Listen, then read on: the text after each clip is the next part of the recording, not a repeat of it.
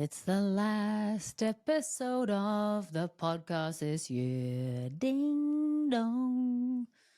I'm gonna take a little break and enjoy my life. It's the last episode of 2023. Apologies in advance. I have 3 dogs in my space. Bailey, Daisy, and Daisy's boyfriend, Teddy.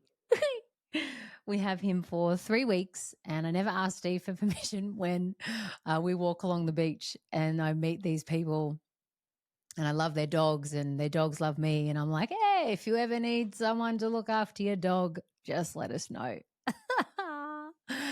We've looked after Teddy many times before. And yes, Steve found out that we were looking after Teddy for 3 weeks over Christmas. And he loves him, though. He loves him. He's a very cute little chicken nugget. Him and Daisy play all day. It's pretty cute. They're actually taking a rest right now. Anyway, final episode of the year. I'm sure you're listening to everyone else's podcast and they're doing the same fucking thing. Reflections. What did you like about this year? What did you learn about this year? What did you take away from this year? What turned out for you this year that was a surprise? What didn't turn out for you but turned out maybe to be a blessing? All of it, right? Welcome to your next part of adding to the reflection. But I'm actually going to share, about my reflections. So as you know, if you listen to this podcast religiously, each year I set up a theme for the year in terms of a word, a word or a question or something to lean into. And the past 12 months, my theme for this year was nature's way. And it was really kind of playing with every year that I have set an intention or I have set a word out. I've always thought that it would turn out a certain way. And then it turns out that I learn something and it's completely different, So if I think that I want to flourish, which was my year before this one in finances, I end up flourishing in my femininity. And then that might lead on to, okay, well, I can flourish in my finances now because I've got more balance or I've got more this or I've got more that. But I just thought, you know what? Fuck it. I'm going to let nature take its course and allow nature or the natural force, nature's way to step into my life and show me the way and direct me. And I got to say, kind of almost got a bit emotional there.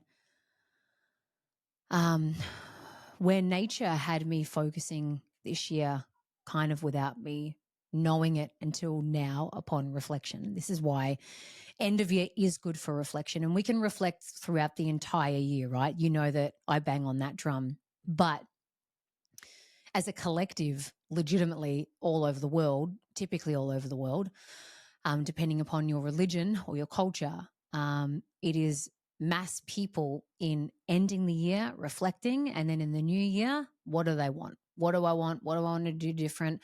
What do I not want to do anymore? How am I going to change things, right? It's a collective energy, no different to when we were all experiencing COVID. It was a collective energy. When we all are seeing war in front of us, there's a collective sadness. When Australia was on fire a few years ago, there was collective grief, There is this potency in collectiveness, but please know that you can reflect at any time of your life, right? It can be in January, October, mid-year, and you might be like, I don't like the theme of this year. I'm gonna change it. You can really do whatever the fuck you want. It's your life. But yeah, for me, nature had me showing that, again, I want to cry. It keeps getting me emotional. Oof. That I have far greater capacity in me to love. That's it. Oof, sorry, I'm having a bit of a moment here. um, to love myself, to love my bonus daughters, Ali and Mia. For those, again, who have listened to this religiously, you'll know just how much my ego loves to battle that one out in trying to keep myself separate from the family. Um, yeah, this year has really shown me that I have such great capacity to love myself, to love my body, um, to love my life, to, yeah, love my family, like even call them my family. Um, this year, in terms of nature and what it's wanted to, what it has shown me, particularly leading up to the end of this year, is like, oh my gosh, there are so many things that I'm done giving a fuck about. Like, I'm done giving a fuck about how my body looks. You know, I went to dance class last night. It was hot last night. And you bet your bottom dollar I wouldn't wear shorts. There's no way I don't like wearing shorts to the gym or to a fitness class because I see everyone else and their good legs and I start comparing mine to theirs and I think, oh my gosh, they're going to see all my cellulite, whatever. And last night I was like, nah, I'm wearing shorts. You know, and I know that may sound really simple, but that was like a cool deal for me to be like, yeah, shorts are going on. There we go. Didn't give a shit. Afro beats, chucking my booty up in the air and just loving it, you know. Nature showed me just what I'm fucking done carrying. And you know that when I turned 38 that there were some episodes there where I really shared that openly. You know, I'm done carrying the story of I've got to do it all by myself. I'm done carrying the story that I have to work like super freaking hard in order to earn money. I'm done with like the same thing, the story of I'm separate to my family and because this year has shown me that I've really needed to step into my family like a lot, which has then helped me step into my greater capacity to love. And I guess that's been the beauty of nature's way. You know, I have parked what I thought I wanted, or even just what I wanted, and you know, have been in communication with the natural forces, nature's force, nature's way, and just said, show me the way. Show me the way. Show me the way. Show me what you would like for me to see. Show me what you'd like for me to hear. Bring to me what I'm ready to meet and face and release. So, not being specific about what I want to release, it's just show me the way. Show me, show me. And it's been a pretty gnarly year in terms of growth, in terms of evolution of self. Now that we're at the end of this year, there really is a level of I don't know, I just stuff that I'm just done with, you know? Like I can just hear myself voicing what I actually want to say with greater ease and with a bit more bluntness and not being an asshole, but just saying that's I'm just sharing that and that's it. And I don't want to have to constantly be like, oh, what are they going to think? What are they going to say? What are they going to think? What are they going to say? Am I going to hurt their feelings? Am I going to say this? If I say that? Always contorting myself like a Cirque du Soleil. What do you call them? I know they're not a gymnast, but they are an artist. They are an artist. Done with that.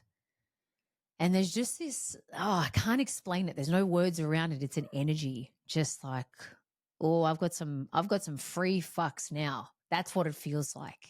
If I can put it into words, I'm like, whoo. Girlfriend's got some freed up fucks, and I'm feeling just how much more I have within me and available. And it's like I've been, you know, I won the lottery and I've collected my winnings and I've got all my fucks here, and I'm just holding them for a little bit. Don't want to spend them right away. I'm like, all right, let's spend them on this, let's spend them on that, let's spend them on that, and then I'm fucking broke again. It's like, oh no, I just feel how powerful these fucks are. Time, energy, life force, headspace, heart space, freedom. Oh, and the freedom that comes with that, just want to be with that for a minute and hold that for a minute. And man, it's like, it's got so much energy. It's got so much energy to it. It's exciting. It's exciting. And I want to be very respectful of them, really respectful. This year has, nature's way has shown me that I want more help. I want to lean on, I want to lean in, and I want more support. And I've reached out to that support. I've gotten that support, and still, collecting the right people again. Like, I'm going to use these fucks for finding the right people to work with me, to collaborate with, because that feels, it's just like, again, it's nature's way. Ego's way, if we look at it, ego's way is, I can do it all on my own. And that leads to exhaustion, tiredness, being resentful, and then kind of wondering like, oh, should I even be doing this because it's so exhausting, right? So that's ego's way, almost doing a really great sneaky job of trying to take me out and stop doing this work. Ego's way is, or has been, you only have this amount of love to give, because if you give too much, then you might get hurt, you might get rejected, you might have it thrown back in your face. So just give this amount of love, because that's enough, right? Yet nature's way is, oh God, again, it makes me want to cry. I've had such an emotional year with my family, I really have, with Steve and with my bonus daughters. Like, I've really had, we've all had an emotional year. They have, Steve has, and I have. It's been a real lot to navigate, and to have nature show me that, natural forces show me, oh, come on, girl, come on, you got so much in there. Gosh, you've got so much in there. And the twists and the turns of our family dynamics has really like cracked all of that open. But yeah, ego's way has been defend, protect, keep them away, Ego's way has been, again, cap yourself financially. Cap yourself financially, cap yourself with what you can earn. And again, that comes down to doing things too much on my own and not having help, getting tired, getting exhausted, to the point where I'm like, I can't even think about talking about one of my services, because I'm just too busy in the background doing stuff about them, and in them, you know. And so again, nature's way is like, oh, we've got some cool ways that you could just open up your eyes and open up your mind and approach money differently. And I've done a lot of healing this year, next layers of healing, with being an honorable custodian of money, and now working with my current coach to look at my business. It's just, I guess, if I can see the clarity now, you're getting my own clarity session. I can see that ego's way has been to contain, and to spend my fucks doing that. It takes a lot of energy to contain, to hold in, to keep small. It takes a lot of energy to do that. Nature's way has said, expand, open, release, and that's been my year in many, many things. But they're sort of the key things that come to top of mind as I share my reflections with you. And like I said, you're probably listening to many podcasts. You're probably looking on lots of Instagram posts that say, reflection pieces or reflection journaling. And I'm sure you're already doing it. But if you're not, I really would take a moment to um, lean into it. And if you did set up a word or a theme for this year, look to see how that theme worked its way through you. Look to see how it worked you, challenged you, opened you, cracked you, made you break. Sometimes the themes that we set up make us break. And that's pretty scary. That can be a pretty scary feeling. But again, I always say, I think we're all seeking to be cracked open. And in that cracking, there's going to be resistance. There's going to be like, oh, this feels yuck. This feels ick. This feels yuck. This feels ick. But once we crack and once that bit of light gets to shine out and also shine in, that's when we start to see differently, feel differently, hear differently, approach differently, do differently, be differently. And that is how we legitimately evolve. We evolve through a lot of darkness, to be fair.